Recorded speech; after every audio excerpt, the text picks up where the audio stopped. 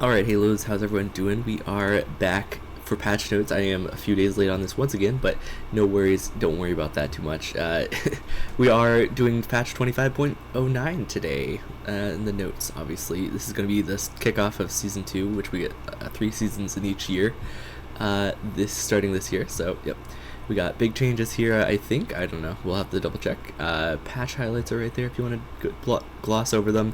We've got the Spirit Blossom Rift. Oh, this, I liked just having the overall, like, what do you want to call it? Just the photo. It's pretty cool, actually. Anyways, yeah. So Spirit Blossom theme update. It looks pretty cool, actually, especially the bases, I would say. I'll have to go into a deeper depth. Actually, I haven't played on it at all yet, so obviously we'll take a deeper dive at some point. But yeah, looks pretty cool. We've got the Season 2 Act 1 Battle Pass. So Battle Pass rewards, looks like Ivern Twitch? Pool Party Twitch, yeah, that's right. And then, I'm not sure who that is. Possibly Soraka or something? But yeah, anyways. Emotes and more. So yeah, they kind of have a little bit of a breakdown here of all the rewards in the battle pass, I guess, or at least the main ones. So that's kind of cool, actually. Yep. Okay, and then they've actually laid them out as well. That's cool. All right. Oh no, it was Lux, Spirit Blossom Lux. That's right. Okay, that makes more sense. Alright, Thornbound Otacon. So, they are changing him. Otacon's been captured by the Black Rose, who are using him for some dark and mysterious purpose. On the new Spirit Blossom Rift, this means Otacon now has a singular new Thornbound form, in place of Season 1's Voracious and Ruinous, with a new reward for helping the spirits remove him from the Rift. Okay. Just like before, Otacon spawns. Yep. Which side sees the most PvP action? Causes Bloody Rose to spawn. Yep. So anyways, encounter. Voracious and Ruinous are replaced with singular form Thornbound. Rewards Spirit Petals. So cleansed Blood Petals, which grant 25% increased XP and Adaptive Force, and Spiritual Purification on Takedown, plus bless the area around the target, slowing and damaging any other nearby enemies, as well as granting your team a Spirit Petal. That's pretty cool. And obviously they changed. So unlike before, the team that slays Otacon will get an immediate Bloody Petal bonus, as well as all remaining Bloody Roses left on the map, and purify them into Spirit Petals. Additionally, they gain the Spiritual Purification buff for the rest of the game. So yeah, it's kind of just better, in my opinion, and I think it is just better overall. But yeah, there's no more GA Otacon, obviously, and that's fine.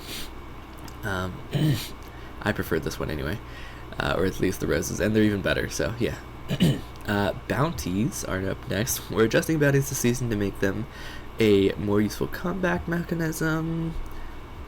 Let's see, what do we have? Let's gloss over this real quick. Objective bounties payment no longer pays up to 60% more gold based upon the calculated lead. Now pays up to 10% of the gold difference on top of the base bounty payment, capped at 1,000 gold. Sorry, I have a bit of a stuffy nose, so forgive me if I blow through my nose a bit.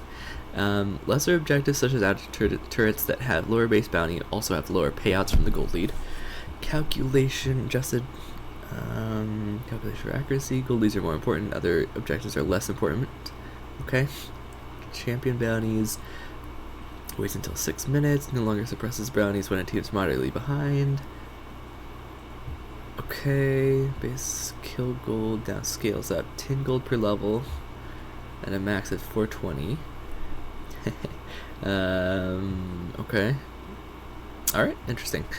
Yeah, you can gloss over those if you want to and read through them if you need to. Feel free to pause the video or check the link in the description for the patch notes page. But yeah, Void Epic Monsters up next. So Void Grubs encounter. Spawn timer is now 8 minutes instead of 6 minutes, so a little bit later, but that's fine. 6 was pretty early. No longer respawns, so you only get the the single spawning. So does this mean they have 6 grubs or is just 3? Now grants Hunger of the Void single Void Might buff when you kill 3 grubs rather than 4. Now grants feats credit to whichever team took 2/3 of grubs, rather than requiring 3 of 3, broadcast when the encounter is over. Okay. Damage over time from Touch of the Void now deals more damage at stacks 2 and 3.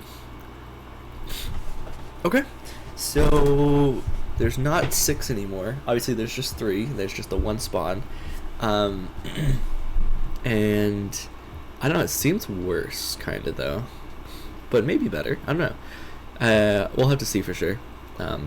It's not like a huge difference, I guess, between the two, but it looks like you can only get a single Void Might per champ now, instead of up to 2 if you get the more.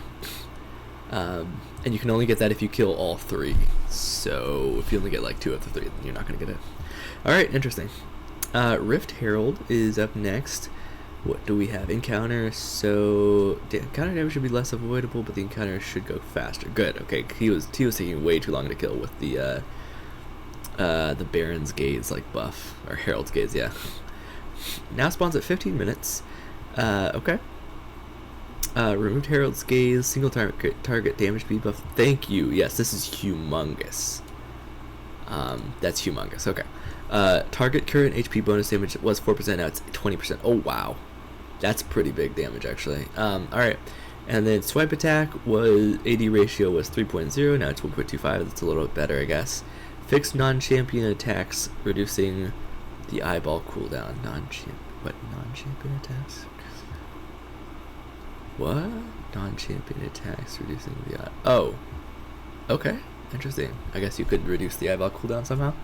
I had no idea. Alright. Summon pet. So making quality of life changes to increase value consistency.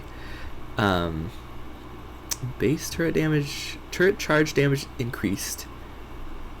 Okay. But turret charge damage goes down for each tower it hits. Yeah, that makes sense. Driving turn speed should be smoother and more responsive, especially early in the driving sequence. When driving, if you crash near an enemy turret without hitting it, the Rift Herald will attempt to perform the non-driven turret charge attack if able. Crash the turret. Rift Herald will attempt to perform the non-driven turret charge attack. Okay, yeah. That is really nice, actually. These quality of life changes are really huge, actually. Really, really love that. Okay. Position binding and role swapping. Okay, we're making some small but important changes to the jungle and support roles. Jungles will be auto-assigned smite, and only one smite will be allowed per team. In a similar vein, support players will now automatically be getting World Atlas as their starting item. This shouldn't impact gameplay, but we think it will lead to less trolling and pre-game mistakes. Yeah, seems like a really good change. We'll see how it plans out, though. To make sure you can arrange your team in light of these new rules, we're adding the ability to swap roles with other players and champion select. Okay, that's interesting. We're also taking this time to break out some of our lane swapping rules and attach them to the support specifically. No longer will laners be directly penalized because Pike walk across the lane after a lane invade. Yeah, alright.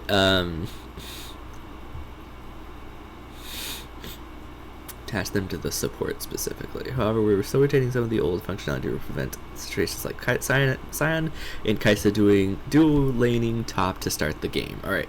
Seems like a good thing.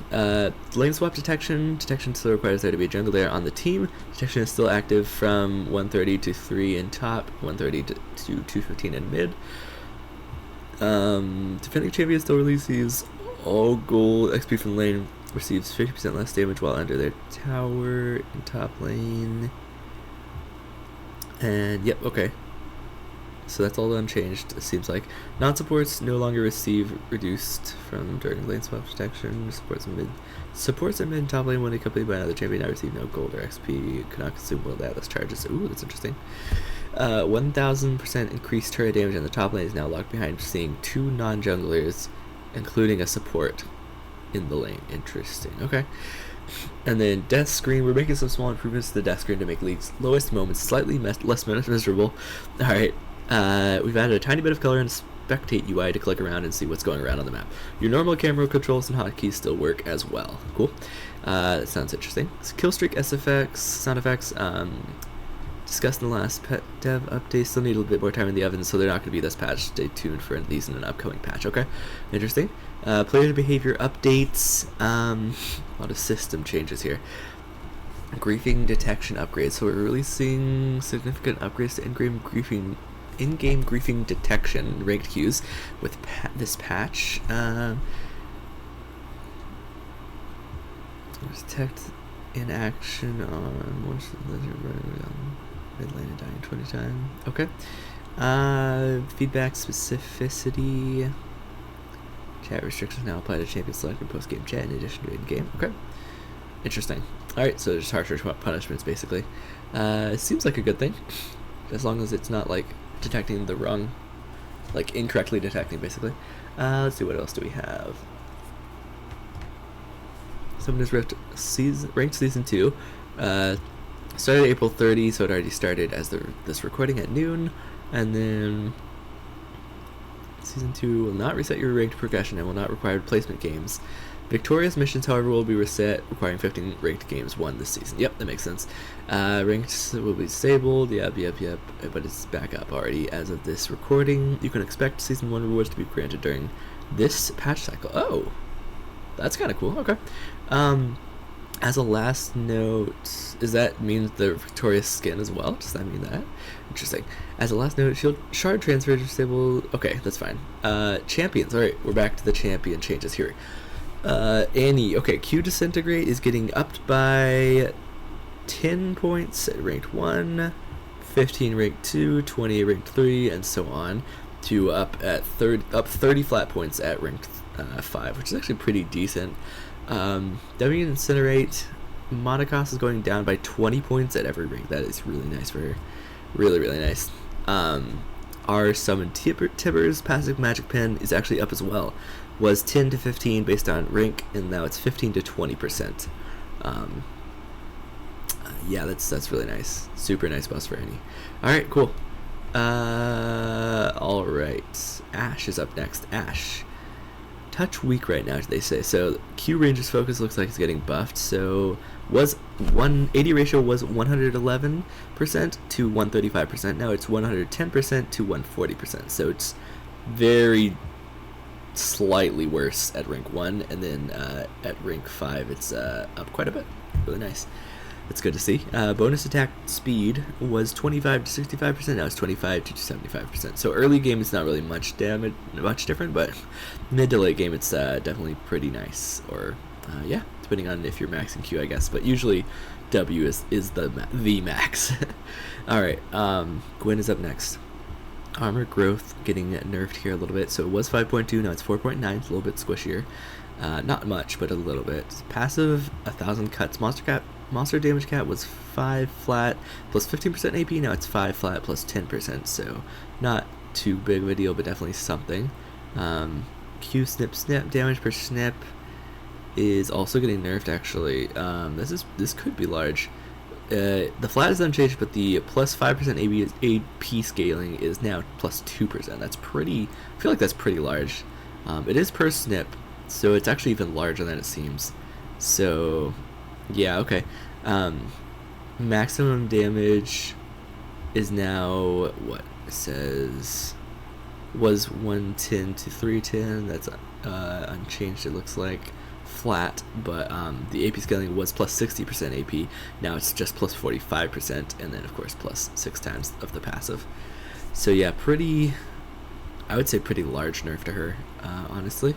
So okay, pretty big nerfs to Gwen, actually. Cassante, hey, we actually haven't seen this guy in a while, have we? Finally. Alright. Item shop. Cassante's default shop page has been updated. Display tank item instead of fighter, good.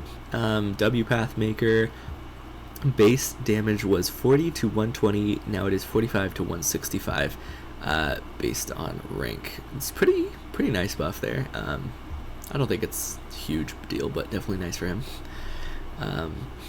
Alright, Callista. Base health is getting nerfed by 20 points, nothing crazy. Base AD is down by 2, that could be pretty large actually. AD growth is up actually a little bit to compensate, it looks like. Was 3.25, now it is 4. So it's a slightly better late game in terms of the AD. But yeah, a little bit worse early game, which makes sense. E-Rend damage was 10 to 50 flat, and now it is 5 to 45 flat. I believe this is perf spear as well, so this is pretty decent nerf, but nothing like crazy. Mostly just hurts her early game, especially. But yeah, alright. Leona, however you say it. Passive sunlight. Duration was 1.5 seconds, now it's 2.5, so pretty nice. Just be able to proc that a little bit easier and not have to be so quick, I guess. Kind of makes sense. Q Shield of Daybreak is getting a monocost buff here, so Actually, it's down by 5 points at every rank, so it's pretty nice buff for her Q on the mana cost. Nothing crazy, but definitely nice. E Zenith Blade also getting a mana cost change here. It's cheaper actually, yeah. So was 60 at all ranks, now it's 40 to 60 based on rank. So pretty nice. A little bit less easier time for mana especially for Leona. Alright, good buffs for Leona. Morgana's up next. So E Black Shield. Shield strength was 80 to 300, now it's 100 to 320. So it's just up 20 points at every rank basically. It's really good, really nice for her.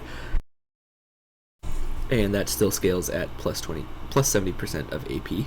And then our Soul Shackles getting buffed here as well, it looks like. So damage was 175 to 325, now it's 200 to 350, so up 25 points at every rank basically on the flat damage, and it plus 80% of AP scaling, of course. And then bonus move speed was 10, 35, and 60% based on rank, and now it's 20, 40, and 60%, so just better, straight up better at every rank except the last one basically, but yeah, I mean it is just better. So really nice buffs to Morgana. Nothing super crazy, but definitely very, very nice for her. Naafiri is up next. The Call of the Pack. Cooldown on that is going up, it looks like. Okay, yep. So it was 22 seconds to 18, now it's 26 to 18. So it's the same once you get that max rank, but early game especially, and early levels in the early points in it are going to be slightly longer. Alright. E Eviscerate, dash damage. Ooh, let's see, what do we have? The flat's unchanged, but the percentage bonus AD scaling is down by 10% there, so pretty decent nerf to her. Nothing super crazy again, but still nice hits. Orianna Q command attack was 30 on the mana cost to 50. Now it's 35 at all ranks. That's really, really nice. Definitely really nice. All right, cool. Rengar's recommended items have been updated. Display items better for top and jungle. Okay. Shin Q Twilight Assault empowered bonus magic damage is what? Looks like the flat's unchanged based on level, but the percent of target's max AP damage was +4 to 6% based on rank, and then now it's +5 to 7%. So it's actually just up by 1% at every rank, which is really nice if target's max HP. Yeah, pretty good. Alright, Yorick. Passive Shepherd of Souls. Mistwalker damage to monsters. Let's see, what do we have? Was 70%, now it's 60%. So, yeah, that makes sense. Just a little bit less damage to monsters. Kind of the same thing as Gwen. Pinged abilities. Oh, Cho'Gath and Nunu and Willem can ping their smite-like abilities to display their damage to teammates. Oh, this is so nice. That is really, really nice. Okay. Are Feast and Q Consume. Yep, maybe ping to display the total damage to monsters when off of cooldown. That is really, really nice. I like that a lot. Okay, cool. Items. So that's all the champion changes. We got items up next. Nothing so crazy, honestly, for champions at least. But definitely some decent sized buffs and nerfs. Alright, anyways. Boots of Swiftness, move speed is down by 5, was 60, now it's 55. Symbiotic Souls now grants 10 out of combat move speed. Removed, it no longer grants empowered recall. Okay. Dang. So yeah, they're kind of just removing that strat basically. Which kind of sucks, but it's okay. I mean, I wasn't using it, so it doesn't really affect me at all. But it definitely a little bit. I guess they say game warping. But all right, I guess that's all right. It does kind of suck because it's just a pretty bad item, honestly, without the empowered recall. I would say personally, but I could be wrong. Rod of Ages. So initial health was 400, now it's 350. Max health also down by 50. Initial ability power down by 5. Max ability power down by 5. Yep. So just a slight hit to Rod of Ages. Nothing really that crazy, honestly, but definitely a bit of a tap for sure. Tier 3 boot upgrades. Okay, so Armored Advance was 750 in the cost for gold. Now it's 500. Chain Laced Crushers also went from 750 to 500 now. Crimson Lucidity, same thing, 500 gold now. Forever Forward, now 500 gold. Total bonus move speed out of combat was 10%, now it's 8% actually, okay. And then Gunmetal Greaves is now 500 gold instead of 750 for the upgrade, obviously. This is for all the upgrades. Spell Singler Shoes also down to 500 gold, and then the Magic Pen is actually going down by 1% as well. Was 8%, now it's 7%. Swift March is also getting the 500 gold change, and then move speed is now 65 instead of 70, and it removed, said no longer grants 4% increased total move speed, but now grants adaptive force equal to 5% of total move speed. That's interesting. That feels like that'd be good for like udyr especially, or definitely Hecarim for sure. Alright, that's it for the item changes. Summoner spells are up next. Kind of breezing through this guy. Ignite. Okay, this is the only change. So it says damage was 70 to 410, now it's 70 to 475. It says diverge is at level 7. Okay, looks like Ignite, they think teleport version Ignite, the Ignite has been a little bit weaker, so, or at least underpicked, so they're giving it a buff to its late game damage, specifically aimed at mid and top, it says. Alright, I mean, more damage on Ignite, that's fine. It doesn't scale very well in the damage department anyway, so makes sense. I like it. I think Runes, Biscuit of Everlasting Will. Biscuits are intended to be a lane sustain tool with some decision making around their optimal usage, but their current state highly rewards saving them until as late in the game as possible and using them as close to death as possible. Oh, okay, yeah, I see. Okay. Anyways, so health restoration was 12% of missing health over 5 seconds. Now it's 20 plus 2% of maximum health, increased by up to 100% based on users' missing health. Note, this maxes out at 70% missing health. Okay.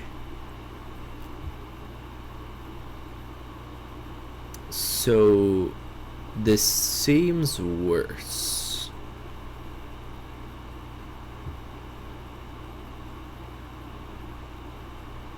And I think that's their goal, but I'm not sure. This is kind of, the numbers are a little bit weird to think of in my brain. But anyways, Unflinching is up next. Bonus armor and MR. I don't really use biscuits anyway, honestly, so it doesn't really affect me much.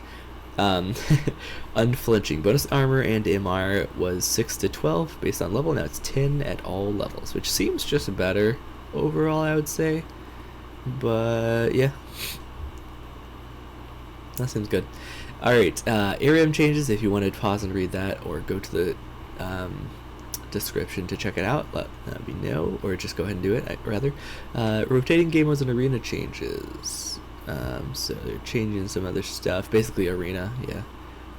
And it says we'll see you in Brawl after. Okay, Brawl hits live servers in 2510.